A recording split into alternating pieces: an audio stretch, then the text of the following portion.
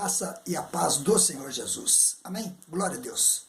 Amados, nosso culto devocional dessa manhã de quarta-feira, a palavra está em Marcos capítulo 16, versículos 14 a 18. Finalmente apareceu Jesus aos 11, quando estavam à mesa, e censurou-lhes a incredulidade e dureza de coração, porque não deram crédito aos que o tinham vistos já ressuscitado. E disse-lhe: ide por todo o mundo e pregai o evangelho a toda criatura. Quem crer e for batizado será salvo. Quem, porém, não crer será condenado.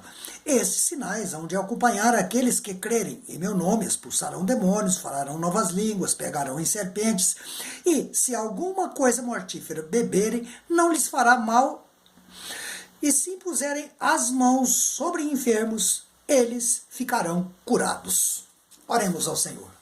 Pai amado, nós te louvamos, nós bendizemos o teu nome, Senhor. Estamos diante da tua palavra que foi lida, Senhor. Fala conosco agora nesse culto devocional. Encha-nos, ó Pai, alimente-nos espiritualmente através desta palavra, Senhor. Oramos em nome de Jesus. Amém. Glória a Deus. Amados irmãos, nós estamos estudando sobre o profeta Jonas. Olha bem, as circunstâncias em que Jonas foi evangelizar em Nínive, foi pregar a palavra em Nínive. No coração de Jonas, ele queria justiça e juízo de Deus sobre aquele povo que era gentio e idólatra. Mas Deus, ele tinha um propósito, e o propósito de Deus foi plenamente cumprido. A palavra que Deus colocou na boca de Jonas, talvez até Jonas estivesse pensando que estava falando de si próprio, transmitindo o recado de Deus, que dentro de 40 dias esta cidade será destruída, a exemplo do que houvera com Sodoma e Gomorra e tantos outros lugares que foram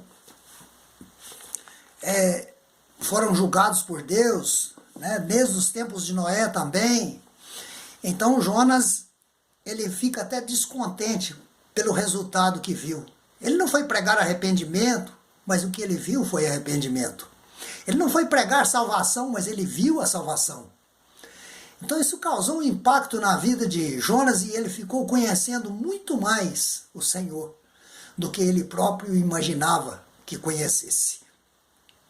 E quando nós chegamos nesse versículo, Marcos, nesse evangelho de Marcos, no capítulo 15, no 16, principalmente nesses versículos 15 e 16, quando o Senhor Jesus, ele nos dá a ordem de ir a todo mundo pregar, chama a ordem de evangelização, nós devemos analisar primeiro as circunstâncias do local onde nós vamos evangelizar. Hoje nós vivemos uma época de pandemia. As pessoas estão apavoradas, temerosas, com medo. E não existe um momento mais adequado do que esse para a gente levar a palavra de Deus no coração das pessoas, porque a palavra de Deus, ela traz a esperança. É difícil as pessoas compreenderem assim que o projeto de Deus é para a vida eterna. As pessoas às vezes querem resultados aqui. Os homens que viajavam juntamente com Paulo, e nós encontramos o exemplo dessa palavra aqui, nós não encontramos no Novo Testamento o exemplo de pessoas que beberam coisas venenosas e sobreviveram, mas nós encontramos aqui algo de extraordinário. Em Atos capítulo 28, nós encontramos o seguinte relato: olha, quando, tendo Paulo ajuntado e atirado à fogueira um feixe de gravetos, uma víbora, fugindo do calor, prendeu-lhe a mão. Quando os bárbaros viram a bicha pendente da mão dele, disseram uns aos outros: certamente este homem é assassino, porque, salvo do mar, a justiça não o deixa viver. Porém ele, sacudindo o réptil no fogo, não sofreu dano algum, mas eles esperavam que ele viesse a inchar ou a cair morto de repente. Mas depois de muito esperar, vendo que nenhum mal lhe sucedia, mudando de parecer, diziam ser ele um Deus. Olha bem, o fato de Paulo ter sido salvo daquela serpente que quando mordia alguém, e poucos minutos depois a pessoa inchava totalmente e vinha morrer, não havia remédio. E eles viram o que aconteceu e o dono da ilha, ele recebe a Paulo, o pai dele, de um homem chamado Públio, ele foi curado da sua enfermidade e todos os habitantes da ilha, onde Paulo estava, mais os bárbaros, que estavam doentes, foram levados à presença de Paulo e foram curados. Cumpriu o propósito daquilo que está escrito em Marcos 16, que nós acabamos de ler. A bênção dessa palavra para nós hoje. Nós estamos debaixo dessa ordem, da ordenança de Deus. Ide. É papel da igreja cumprir o ide. A palavra Deus vai colocar na minha e na sua boca. O resultado vai ser de acordo com a vontade de Deus. Sempre foi assim. Deus sempre cumpriu os propósitos de Deus, sempre foram cumpridos. Ide, abra a sua boca e fale. Tenha certeza absoluta que no momento que você abrir a sua boca, vai ser lhe dada a palavra. Às vezes nós falamos coisas no púlpito da igreja que a gente não saiu de casa pensando em falar aquela palavra.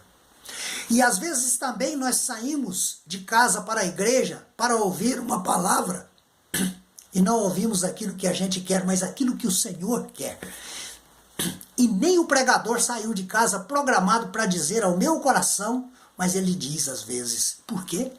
Porque a palavra é do dono da palavra, é de Deus.